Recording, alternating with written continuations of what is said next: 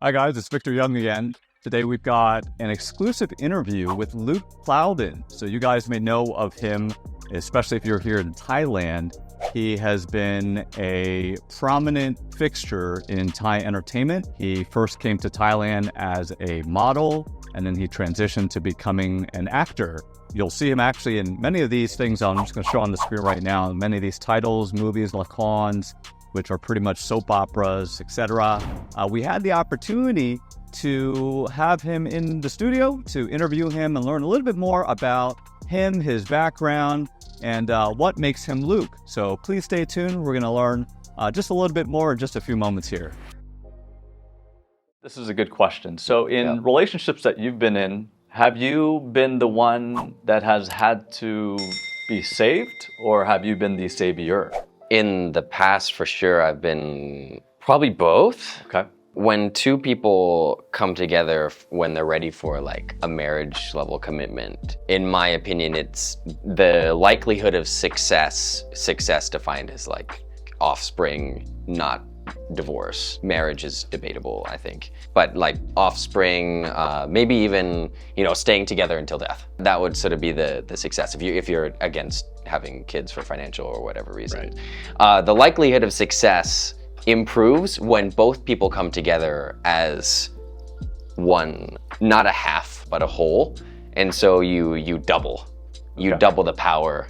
Right. And you scale together. Right, so it's a 2x. It's not like some type of zero sum. Yes. 0.5, 0.5. Or, come together as well. Right, yeah. So you come together, so you're a 2x now. Yes, you're a 2x now. Got it. I think that's where your probability of success goes up, because at least on if you're looking for somebody to come and be your savior, what does that mean?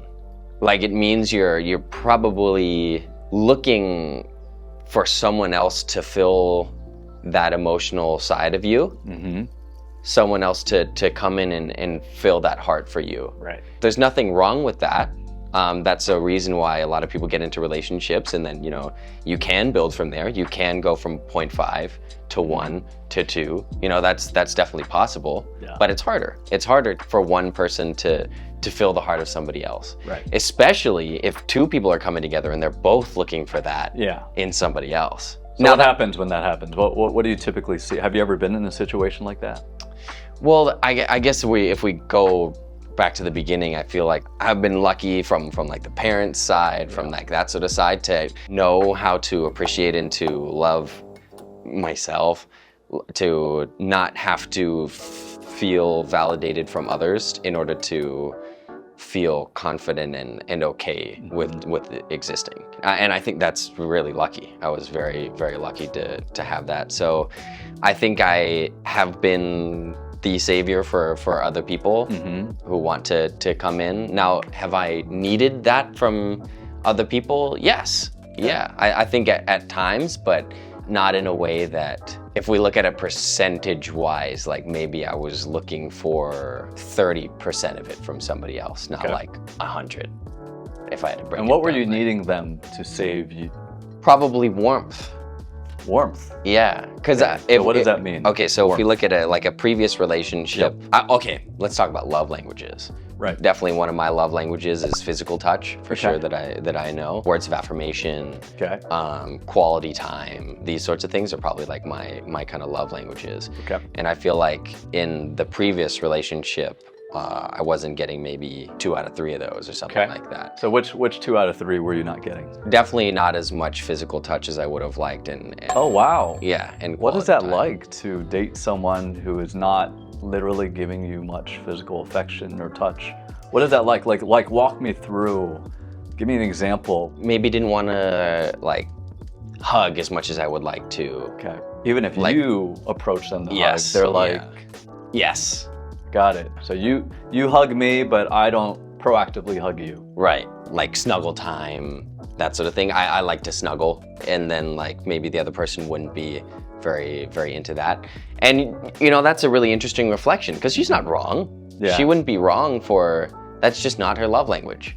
And so for the two of us to take that relationship to another level, either I would have to reconcile, she would have to change, or something would have to give for it to make sense. Can someone who is not naturally a physical touch person change? Yeah, it's a difficult thing. Honestly, for sure. Yeah. Yes. But the likelihood of that happening depends on a lot of things. They have to develop a reason in their mind for wanting that to then be a love language of theirs. Have to have a lot of great experiences associated with that kind of affection. Just like a lot of different things that have to happen in that relationship for somebody's mindset to change about that. It's not impossible by any means, but it's not easy. So you've got a lot of fans. I know a lot of people know Luke, but he's definitely a superstar here in Thailand and quite arguably an international superstar at this level. You've got a lot of fans outside of Thailand as well, and with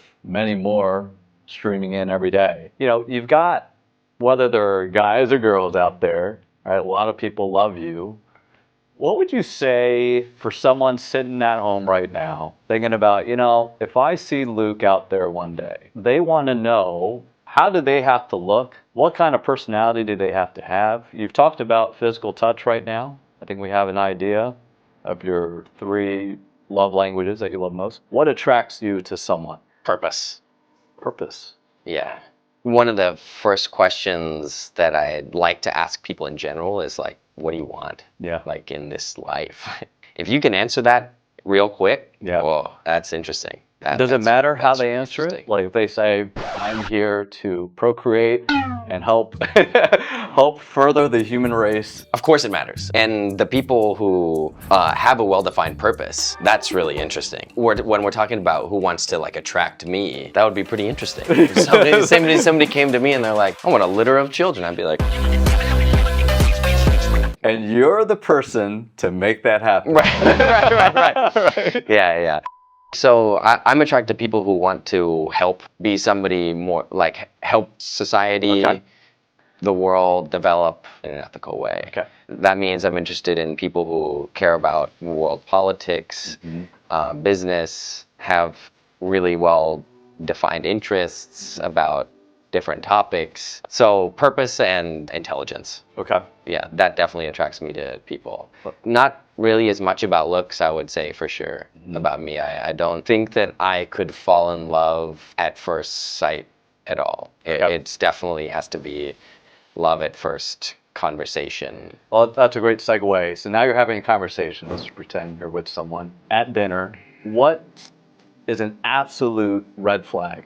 The minute they do this, you know for sure it's game over. It's a deal breaker. There are probably a lot, but what's interesting is that assuming it's a blind date, the way that you talk to the server, Oh, it's a big deal. okay. Give me an example. Yeah. So server comes, you know, hey, give me an example where you just would not like. If they're like condescension, if there's a tone of voice that's like clearly condescension towards people who would be perceived as a lower socioeconomic status, because a big value for me is equality of people. I see the value in human life on an equal terms. And so if your mindset is such that because you're who you are, you can now treat people in a certain way just because of that status difference, that would be a huge turnoff. Huge turnoff. Yeah. I guess that's another value thing. So what are my core values that would look like? Care about the environment. Yeah, I care about equality. I care about generally good ethics in everything that you do. Integrity. Yeah, those kind of things. Now, you've been in the entertainment industry for quite some time now. You first started out as a model, is that correct? Right. Yeah. Right. So you've been around a lot of people, a lot of females, beautiful males as well, handsome males. Again, we're being very neutral here. Do you find that the folks that have to rely on their looks, the most part, their attractiveness, that they're a little bit tougher to connect with than folks that necessarily aren't the most attractive or aren't the models, but they have to rely perhaps on their other things, right? That don't have anything to do with the physical attributes? The problem with me, I think, is that, so I'm going to acknowledge my own beauty privilege. If we take a step back away from myself, I'm a celebrity level attractive man. So whenever anybody will talk to me about things. Like, I have to understand that about myself. So the experience that I get from other celebrities and from other people just in general is going to be vastly different from the way that they may or may not treat other people. I do find that, of course, there's a difference between, like, if I were to talk about maybe my friends' experiences about talking like with this person or that person, that might come up sometimes, but it also depends a lot, because it's all about your mindset. It's all about how you want to portray yourself. I generally find that the people who are the most successful are nice to everybody. They're humble. They're humble, yeah. The ones who are at the very top, they understand that every human has power, because there's one person, they tell somebody else, they tell somebody else. You know, one bad interaction with somebody, you don't know who they know. Yeah. They could know hundreds of people. Exactly. Everybody likes to spread something negative more than they like to hear something positive. That's just the nature of negative virality, right? I find the people who are at the very top understand that, and so they're very respectful with everybody. You know, maybe it's a fake it till you make it kind of mentality. Maybe their inner mindset is different and they're just faking it, but if that's pretty hard, just thinking about it, that would be pretty difficult to do. If you're constantly having to fake niceness all the time, it's much easier to just be a nice person. Dating nowadays, I've talked about this topic a lot. People have heard me talk about how dating is more about time and place. Back in the past, maybe during the days of our parents, if you were dating someone, it was really risky to kind of go, oh, you know what, let me go ahead and start dating someone else, or to start kind of thinking that the pastures were greener somewhere else. Because the ability to kind of get to know someone right away was much tougher back then, right? You actually had to go to the bar, or, you know, friends of friends, or there was much more effort involved. And nowadays, because of the on-demand culture, and especially with the proliferation of, you know, these dating apps as well, where people are just used to swiping left and right, it's just a bit too easy now to interact and start getting on a date. That has made dating almost more temporary. That is a topic that I'd like you to talk about. Okay. Because the question is, nowadays, is more about time and place versus all the other kind of factors and variables that we do. So meaning it has to be the right time, it has to be the right place. And if it's not at any time, then that's it. How has dating changed, in your opinion, in 2024 versus, let's say, the days of our parents, 70s, 80s, that kind of stuff? No, I think what most people have said, and I definitely agree, is that there are positives and negatives to social media and dating apps being vehicles for like connections that happen very quickly. The positives are that you have access to many more people. The downside is that supply means that, like, once you have a connection with somebody else, and then if you're not committed to developing with that person, then you can very easily go to somebody else. But again, I think this is debatable, because it depends on the person.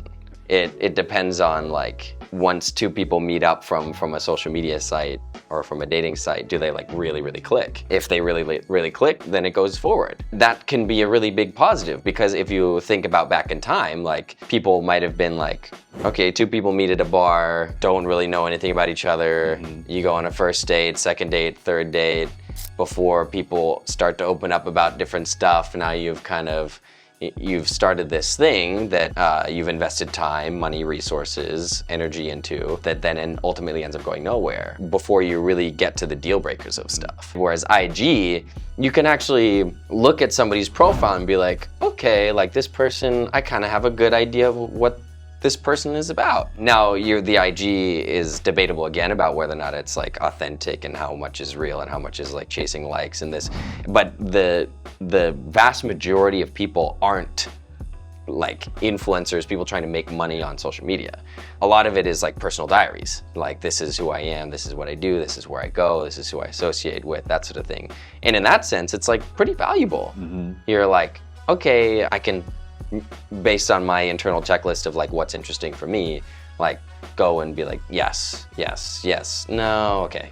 And also on dating apps, I actually don't know about the user interface on Tinder, but like a lot of other dating apps, they have like the snapshots of like who you are, like very easy to read data about like, I'm this years old, I'm interested in this kind of person, right? That's really useful, because if you find somebody who you're like, whoa, you fit all my checks, I should meet you, the probability that you're gonna then go and have a successful relationship with that person goes up. So positives and negatives. Positives and negatives, but I honestly struggle to argue that it was better before when we didn't have access to this amount of data, at least from this perspective. Got it. Yeah. I definitely think that online dating websites help people more than they hurt people. That's good. That's good. What's the experience for you? Like, you're obviously very popular on social media. I think a lot of people just don't know. What is it like to be extremely popular on social media? You're obviously very popular on Instagram, quite popular on TikTok, and some of these other sites. But what is that experience like? Or do you feel good? Do you feel like it's harmful or it's interrupting your flow? That's a great question. I think it definitely developed over time, like my feelings with it developed over time. When I first came to Thailand and started getting some followers on Instagram, I remember once I went on my first TV show here, I went from like 700 followers to like 10,000. That was a whoa kind of a thing. And at first, like when everybody was messaging, like just messaging me in the DMs, I would actually like, I wanted to respond to everybody. Yeah, I really wanted to be like, oh, thank you. Like, this is great. Like, I really appreciate it. But of course that as you grow, that becomes just impossible with your time. I think I had definitely switched off Instagram notifications quite early on after coming to Thailand. As for like the battery draining kind of portion. Now, I definitely read comments, kind of look at, okay, who's commenting, why? And before, social media was just like a tool for like expressing myself and like trying to make funny videos and not really thinking about like a business perspective or even like from a identity perspective trying to help people, right? Now it's like a mixture of, okay, daily updates, interesting things that I see, that I enjoy, and the things that I do. And it will eventually become more of a tool for like, I want to express like this idea, that idea to this group of people, to that group of people, because I know that I'm providing value through the channel. So that's my feelings about it.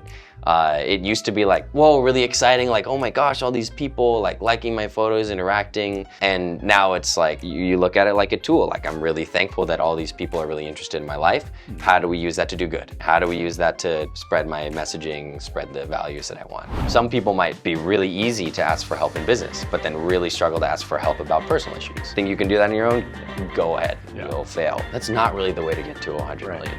You have a goal in mind. I want to make $100 million. How do we do that?